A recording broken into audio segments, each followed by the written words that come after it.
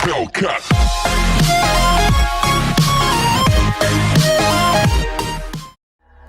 Hello and welcome back to the channel where, as promised, our next review is of the 2D fighting game X-Men Children of the Atom. Now, this was the first game released by Capcom with the Marvel license, so it was really an introduction into their Marvel fighting games before Marvel superheroes, before all the other ones that came before it. This was the very first one, and you can pretty much tell that as well when you load up the game. It takes the Street Fighter controls, basically Street Fighter gameplay, and just introduces Marvel characters into it. So as such, you know what to expect, but of course it's got different characters to go along with that Marvel license. X-Men. One thing you'll notice straight away about this game is the amount of loading screens that it actually has. I'm going to point that out straight away because I actually trimmed one out of the intro at the start of the game because there was one right near the beginning when you first turn the game on. You've got one here once the game's loaded up, and you will get long loading times after every single battle. And I just want to point that out straight away because it is a little bit irritating. I'm not going to deny, certainly when you play more modern games, you've kind of forgotten what it was like to play an older fighting game on a CD-based format because those loading times are apparent and they are quite long, if I'm perfectly honest.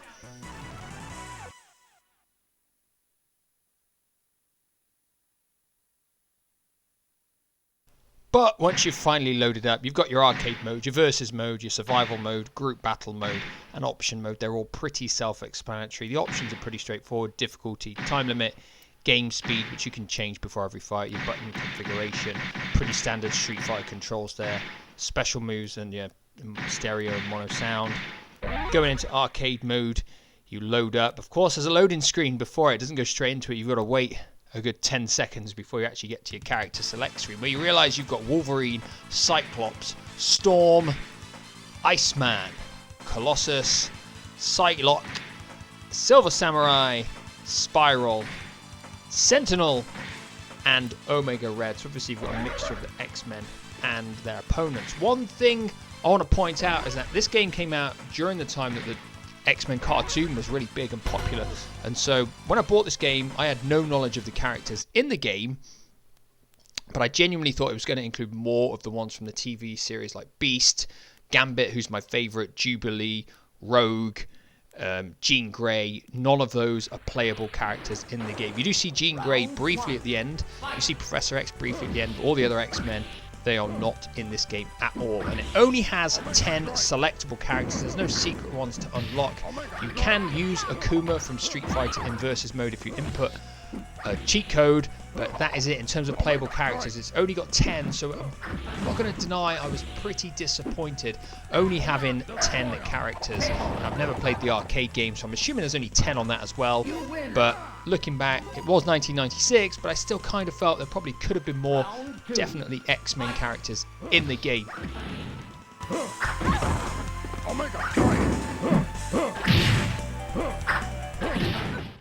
In terms of the way the game is structured, it is really similar to your Street Fighter game. 8 rounds, best of 3 each one. The first 6 rounds are against standard characters. When you get onto the 7th round, you will face Juggernaut, who is not a selectable playable character. And then the final battle is against Magneto, of course, who again is not selectable in any way, not even with action replay codes. So pretty straightforward. It's very similar to Street Fighter. At the end of each battle, you've got your characters laying some comment down, usually taking the mick out of the person they've beaten. Or of course, when you lose, you'll have the screen where do you want to continue, and your character will all of a sudden feel re-energized when you select yes. There's no surprises, nothing along those lines. It's pretty straightforward, pretty does what it says on the tin kind of thing, basically. Round 1. Fight! In terms of what it looks like, yeah, I was fairly satisfied with the graphics of this game. Taking into account it's 1996 and it was the first one they did with the Marvel license. I think it looks pretty good. The characters are all pretty well animated, pretty detailed in terms of the way they look. And the backgrounds, I do like the backgrounds quite a bit. There's a fair bit going on in some of them, and I genuinely think the background's relatively impressive. I don't think it's got all the animation and motions for each character from the arcade game. I've never played the arcade game, but just playing it and taking a close look at it, it does look like they probably cut some of the animations out, and I'm pretty sure that was down to the limitations of the Saturn's memory, and obviously it didn't use the RAM expansion cartridge either, so it's probably about as good as it could look for the time. Definitely can't complain about the graphics and the special moves and the way everything looks. I think it looks pretty decent, definitely on par with anything else on any other 32-bit machine, probably at that period in time in 1996, and definitely an upgrade over anything that you were likely to find on the Mega Drive or Super Nintendo.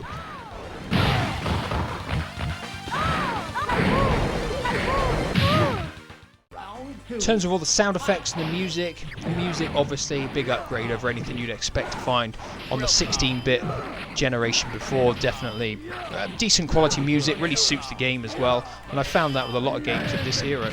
The music tends to be pretty good, tends to fit the games well.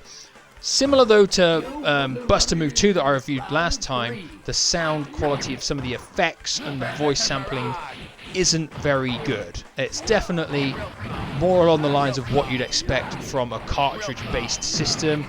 I don't really know why that is. I'm assuming it was like that in the arcade version. Like I said, I've not played that, so I only have a look at the console version itself, and I do feel the sound quality of the voice sampling and some of the special moves definitely could be better. But all in all, nothing to complain about. Everything sounds pretty good in all fairness when you're hitting them, when you're doing your special moves, the music, all of it fits the game, sounds well, sounds good I should say.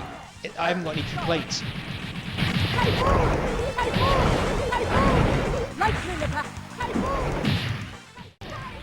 Talking about complaints, I have to mention the extreme difficulty of this game. This is one of the hardest 2D fighters that I have ever played in my entire life, and that is quite a long time and quite a lot of games. Now, when I buy a fighting game, I usually put it on the lowest difficulty just to get used to it, learn all the moves, find out which character's my favorite, you know, and you can usually blast through the arcade mode with that character on the easiest setting, see their ending. Unfortunately, on this game, even on 1-star difficulty, you get your ass handed to you time and time again. Now, usually you can get past the first 2 battles relatively easily, but after that, oh my word, this game becomes a slugfest. I mean, it's a chore. There's no other way to hide the fact that this game is incredibly difficult. Whether I'm on about the computer blocking your ultra special moves from literally when you're right in their face, they can instantly block them, they can counter them, they will mid-air block, they will counter-attack you and obliterate you with combos. It is absolutely brutal. Now, combos are in the game and you can pull them off, but against the computer, it's all but impossible because their ability to block is just insane. It's like there's a switch.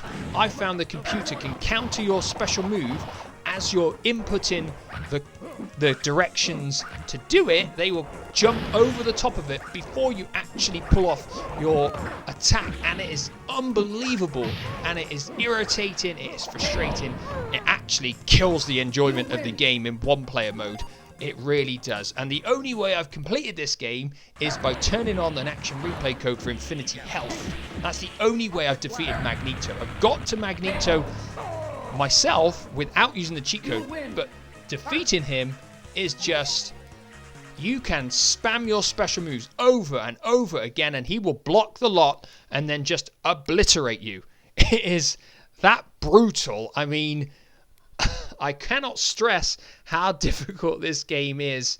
In terms of the way it plays, yeah, it plays like a Street Fighter game with your weak punch, your middle strength punch, and your strong punch, and your weak kick, your mid-strength kick, and your hard kick. And in terms of the way it plays great. You can pull off all your special moves easily. They're not difficult to do. And especially if you've got an arcade stick, I've got the second model of the Virtua stick, and it's fantastic for this game. You can pull off the moves easily with that, way better than a D-pad. I mean, if you're playing this game with a control pad, your left hand is going to get seriously tired from repeatedly trying to put in the motions for the special moves to beat the opponent. It's just really tough. Definitely recommended to play with a joystick. Round 1. Fight! Each character's got a few special moves, and they're all in the instruction book as well, and they're all very similar to Street Fighter 1. So if you played Street Fighter before, you'll be instantly at home in terms of pulling off the special moves. Now, if you keep doing your special moves, you'll build up your special bar, and then eventually you'll be able to do your X-Men special attacks. And there's different ones. There's a first grade one and then a max grade one, which is obviously more powerful. But when you're using them against the computer, you will find that the computer just blocks them over and over again. In terms of the enjoyment that you're going to have with this game, is probably going to be in two-player mode.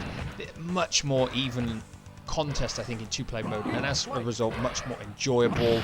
The one-player mode is just brutally difficult. It's just, like I said, I don't have any other words to describe it, if I'm perfectly honest.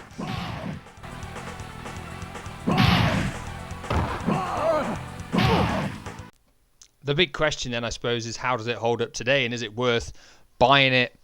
And it's pretty much a similar situation to Buster Move 2 that I reviewed last time. If you've got someone to play it with, the game's well worth it, because especially if you like Marvel characters, especially X-Men obviously, then yeah, you're going to get enjoyment out of the two-player mode, the group battle mode. One-player mode, no, you're not going to get much enjoyment from it. You're going to have to probably turn on the cheat codes if you want to see the ending sequence for each character. That's what I did. That's what I've had to do so far to see the ones I've seen, because it's just going to be more luck-based than skill-based if you can actually beat Magneto without cheating. And I was speaking about it on the Saturn forum page on Facebook, and the amount of people that commented on the post saying, yes, this is one of the most difficult 2D fighting games of all time, and I firmly agree with them. I really, really do. You know, the game looks pretty decent. It sounds pretty decent in general. And the special moves, I like them. I love the way it plays. I really do. You can choose the game speed, which is great. Automatic blocking's in there as well. All of this makes the game sound good, especially slinging together your own combos. But it is compounded and crippled and absolutely pummeled into the ground by the insane difficulty of the game. Now, this game's £28 at CEX. You could probably pick it up. It's probably going to be between 35 and 40 if you want it complete off eBay. Now, really, that's going to be a question of how much you love your Marvel, especially X-Men, and probably if you've got anybody to play with, because I don't know if you're going to get that much enjoyment out of it playing it by yourself, and I really found that out after I purchased it, because I'm not sure I'm going to play this game a whole lot more by myself. I'm going to have to try and convince my kids to play with me, and that is a massive challenge. Being said, probably not worth playing it. You know, the PlayStation version came out 2 years later, and I remember that getting a review in Games Master, and it only scored about 65%. Got pretty slated, to be fair. The Saturn version, some of these reviews, I'll put them on the screen now, it scored pretty well, and some magazines got over 90%, and I can probably understand that for the time, but looking back and playing it now, the crippling difficulty is the problem, and you're probably not going to be able to overcome that. Have you played X-Men Children of the Atom? Do you own it? Is it one of your favourite fighting games, or is it right near the bottom? Let me know with a comment down below. Like the video if you like it, subscribe, turn on notifications if you want to, then you'll keep up to date with all my Saturn reviews. But that is it for today. Thank you for watching, and goodbye for now.